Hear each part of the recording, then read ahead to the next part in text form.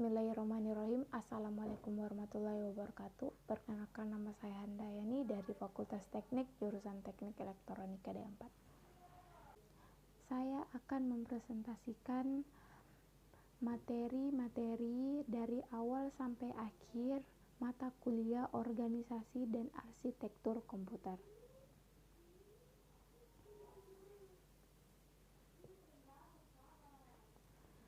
Baiklah, sekarang kita di materi pertama, yaitu pengenalan hardware komputer.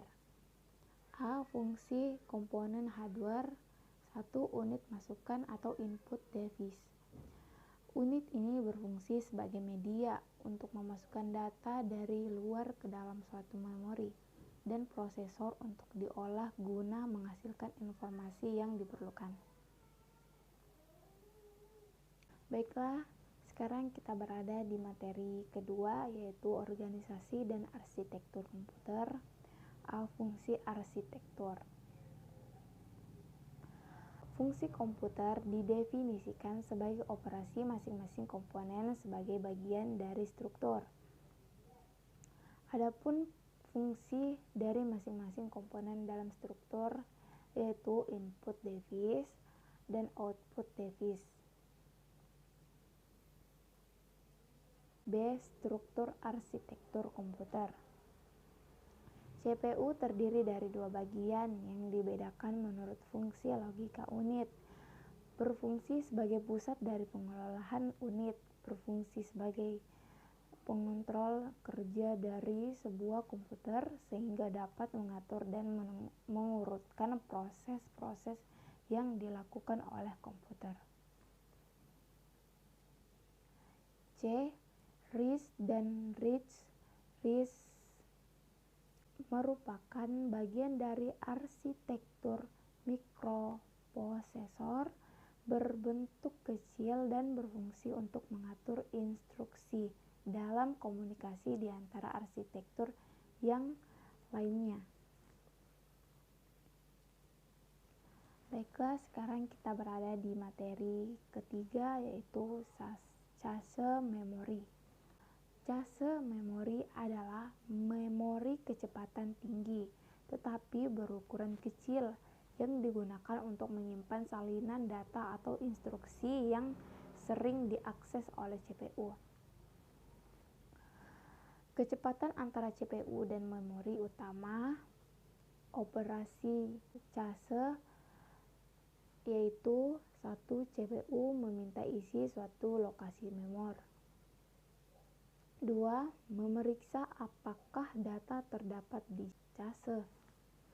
Ukuran cache, kecepatan semakin besar, ukuran cache semakin cepat. Apabila ukuran cache semakin besar, proses pengecekan cache lebih lama, harga semakin besar, cache semakin mahal. Keuntungan teknik direct mapping adalah pada kesederhanaan proses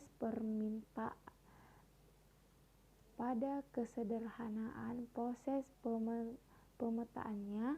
Selain itu, pada saat proses pengecekan ada tidaknya word di cache hanya satu.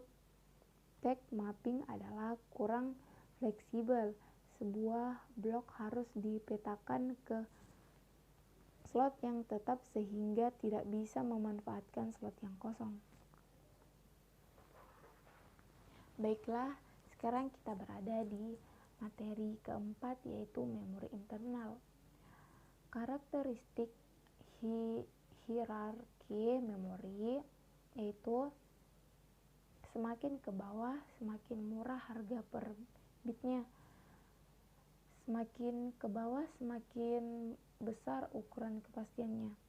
Semakin ke bawah semakin lambat akses datanya, dan semakin ke bawah akses CPU semakin jarang. Ada 4 metode akses memori, yaitu metode sekuensial, metode direct access, metode random access, dan metode associative access. Baiklah, sekarang kita berada di materi kelima, yaitu memori eksternal. Peralatan penyimpanan data magnetik. Disk adalah piringan bundar yang terbuat dari bahan tertentu atau logam, yaitu plastik, dengan permukaan dilapisi bahan yang didapat dimagnetisasi. Baiklah, sekarang kita berada di materi keenam, yaitu input dan output. Latar belakang tentang input dan output. Banyak variasi periferal dengan metode operasi yang bermacam-macam, di antaranya kecepatan transfer data. Ada 3 teknik input dan output, yaitu programmed, interrupt-driven, dan direct memory access. Baiklah, sekarang kita berada di materi ketujuh, yaitu sistem operasi dan tujuan sistem operasi. Deskripsi singkat. Sistem operasi membahas definisi dan perkembangan sistem operasi, konsep, proses, input, output, manajemen memori, dan sistem file. Definisi dan perkembangan sistem operasi. Sistem operasi sebagai extended machine. Pendekatan fungsi ditinjau dari arah pengguna atau top-down view. Tujuan sistem operasi. Tujuan sistem operasi efisiensi.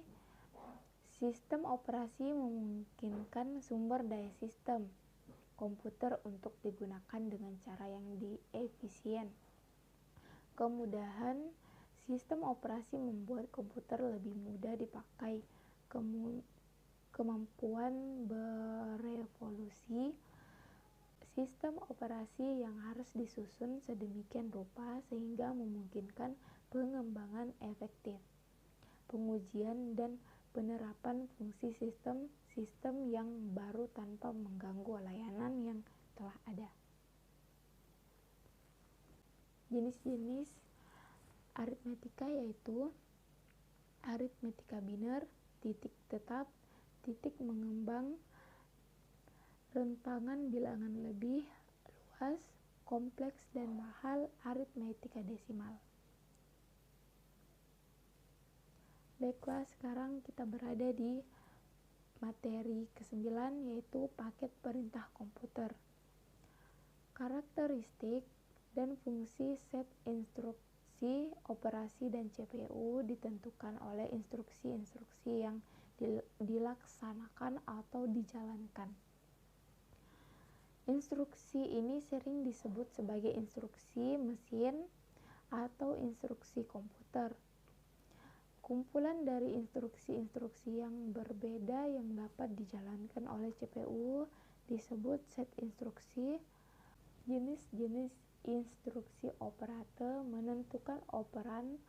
Untuk operasi mesin, operan dibagi menjadi 2 jenis, yaitu implisit dan eksplisit. Selanjutnya, materi yang terakhir, mode pengelamatan. Mode pengelamatan mengatasi keterbatasan format instruksi, dapat mereferensi lokasi memori yang besar. Mode pengelamatan yang mampu menangani keterbatasan tersebut. Masing-masing prosesor menggunakan mode pengelamatan yang berbeda-beda dan memiliki pertimbangan dalam menggunakannya. Immediate addressing, direct addressing, indirect addressing, register addressing, register indirect addressing. Terima kasih.